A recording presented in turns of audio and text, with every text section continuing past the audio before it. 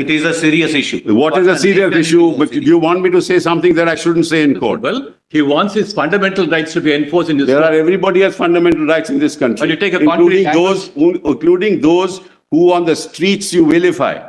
They are also wrong.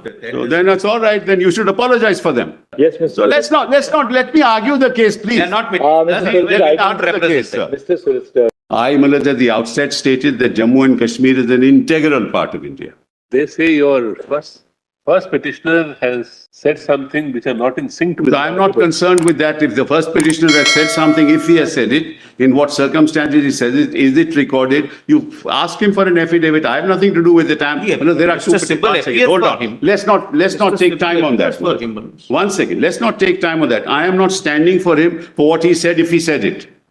I am not here. Mrs. Sibal, do we take it that Mr. Lone, therefore, unconditionally accepts the sovereignty of India and that Jammu and Kashmir is an integral part of it? He is a member of Parliament today. He has sworn to the Constitution of India. He is a citizen of India. How can he say otherwise? And if anybody has said it, Malad, I, at my level, deprecate it. No, it is one thing for Mr. Sibal to deprecate. Let's not go into an issue. A litigant before your lordships. Ask him to file an affidavit. Then I have nothing to do with it. No, but it's your client. You have to ask. I don't know. You are making an allegation. I don't know. Not support terrorism. Let them reflect on it. If you don't mind, take it on the pleadings. Ask him to file an affidavit. I may not appear for him. I don't know, Manoj. What have I am not to answer what an allegation that is made. Because Mr. Sibal, when he invokes the jurisdiction of our court under Article 32 of the Constitution, he therefore necessarily abides by and owes allegiance to the Constitution. And he's a member of the Lok Sabha. He is sworn to the Constitution of India. He's a citizen of India. One second, Mr. Sibal. But that's one second. That's a submission, Mr. Sibal. But we want to have it from him that he unconditionally accepts that Jammu and Kashmir is an integral part of India, and that he abides by and owes allegiance to the Constitution. Of course, he has sworn to it. Terrorism became a member of the Lok Sabha. He swore to it. Mr. Sibal, because then when you argue and you accept, as far as sovereignty is concerned, you accept the sovereignty of the, of course. Number one, the people of India. Number two, that J&K is an integral part of India. When you argue, your client says something outside the court, something different to it, there's contradiction. And probably then, he's also accepting there was an issue and a problem which had to be dealt with. If I start, Manoj, recounting... No, I'm not saying that. So be clear on that. Manoj, it will unnecessarily lead only, Manoj, to a media coverage. Let us not go that route. We are arguing a pure constitutional issue. Manoj, there is a speaker of the BJP who was present there when this allegedly happened. There are some people who asked him to say something which he did not say. Why do you want me to go into all this? No, please go into it. I have no difficulty. Lord, there is it is not part of the record. It has been withdrawn. It has been deleted from the record. It is said in the...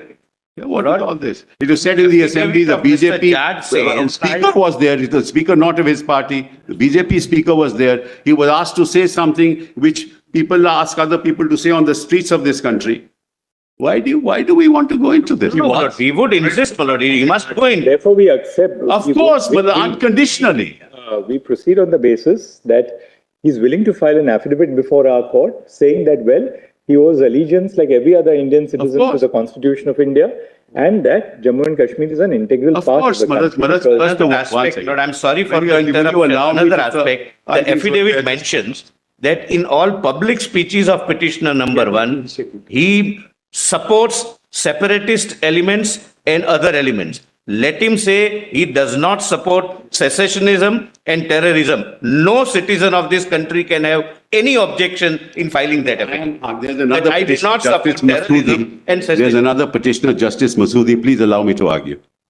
No, that's for Justice Masoodi. You want to take any action against the gentleman, you take action. Unfair to us. Please don't derail a pure legal submission. We'll hear you for Mr. Lone as well. There's no difficulty. He wants to have it. He has come to our court. We are more than duty bound to hear his submissions, and we are in the course of hearing his submissions. All that we want to say is, like everyone else here, because we have had people from across the political spectrum in Jammu and Kashmir who have presented rival viewpoints before us, different perspectives, which is welcome. That's why we are here to resolve those issues. But all of them have come here in one spirit, which is that they abide by the integrity of You the... cannot be a member of the Lok Sabha and be a member there without abiding by the Constitution and an oath of office that I abide by the Constitution of India. He has to take that oath before because he enters the Lok Sabha, as we all do. That's what. And there's an affidavit filed there, Malaj. How can that be? But be that as it may, Malaj, I did not know of this fact till this morning. Somebody Just raised ask it, him to Malaj. file a short affidavit before us, a one-page affidavit. That's all that is necessary. No, we are given a copy to Mr. Sibal's client. We'll give the affidavit. There is no question, Malaj. I would not stand here. If he doesn't give it, I would not stand here arguing for him. So before we close the argument, tomorrow just ask him to file a one-page affidavit. That's all that we require. Yes, and I would request Mr. Sibal to insist to his client that no citizen would have any objection in saying that I do not support terrorism and separatist activity. Let him say that. Or say that I will not say this. What is all this? Which he is supporting. What is all this? Well, we will certainly, Malaj. I'm sure Mr. Sibal So we'll convey this to him and he will file a short affidavit. Malaj, had I known this, I would have myself. See what affidavit. Anyway, Will you allow me? tomorrow? It's not 2:30. Half an hour is lost just on this. Mr. Sibal, yes. It's not just on this, Malaj. It is a serious issue. What is a serious issue? But do you want me to say something that I shouldn't say in court? Well, he wants his fundamental rights to be enforced in this. Everybody has fundamental rights in this country. But you take a including those who on the streets you vilify. They are also wrong. So then that's all right. Then you should apologize for them. All right. Yes, Mr. So let me argue the case, please. They are not Mr. not represented. Mr. Solicitor, we have indicated to Mr. Your Lordship have let him indicated now open to the me. argument. I made a commitment that there will be an Yes, Mr. affidavit. Sibal, you open the argument. Ma'am. Yes, please. So, Malas, this case has been argued at different levels. Yes.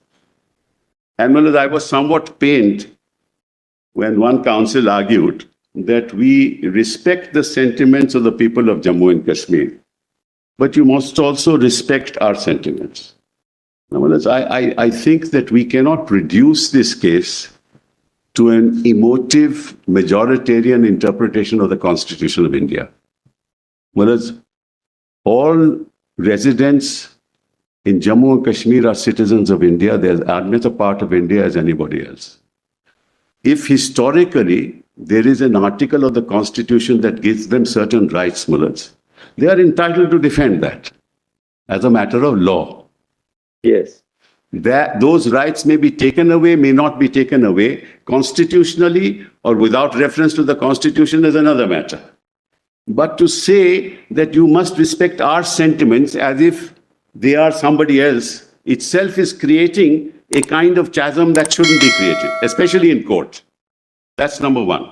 Number two, Malats, and I adopt Mr. Salve's argument, that we are concerned with the interpretation of 370. Read the text, understand the context, and interpret 370. I entirely agree with that. And that's exactly what I'm going to do before your lordships. Number three, Malats, if you look at the history of India in that context, Malats, you will find that Jammu and Kashmir had no links with the rest of India. Geographically, no links.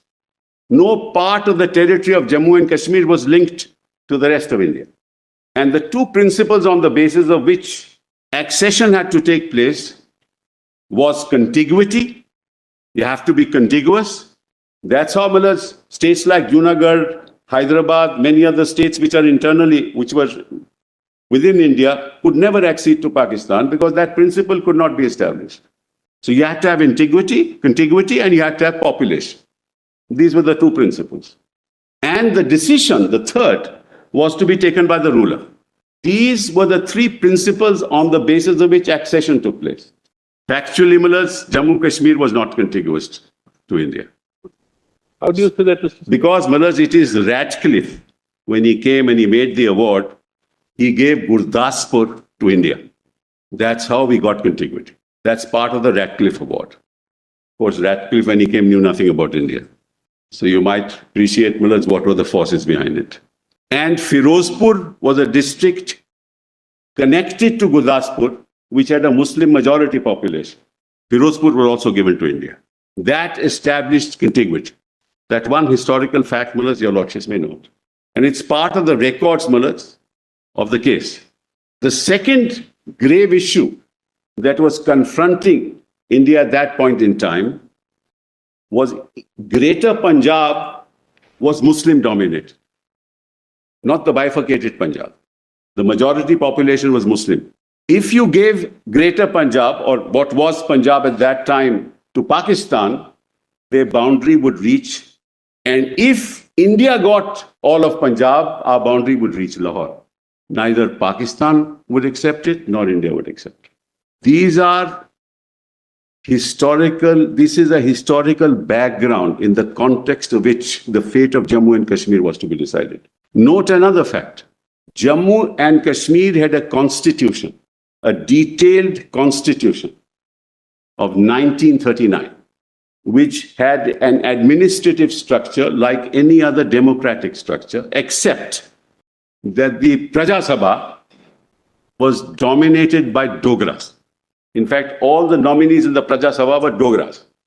Sheikh Abdullah, who had an egalitarian outlook, was dead against the ruler and therefore was imprisoned. There was a popular movement in Kashmir against Hari Singh. Sheikh Abdullah and Pandit Nehru were of the same bent of mind, because Pandit Nehru also showed utter distaste for the concept of rulership. In fact, it was Sardar Patel who said, we must honor our constitution. Nehru said, no, we shouldn't. We shouldn't give anything, no privy purses to the ruler. That's all a part of record of history. That's why when the invaders came into Jammu and Kashmir, Nehru said, release Sheikh Abdullah first. And he became the interim prime minister. He then was made a member of the Constituent Assembly of India to negotiate the terms of the details of the accession. And remember, the constitution of Jammu and Kashmir, like no other princely state in India, no other, I say, was drafted after 1950.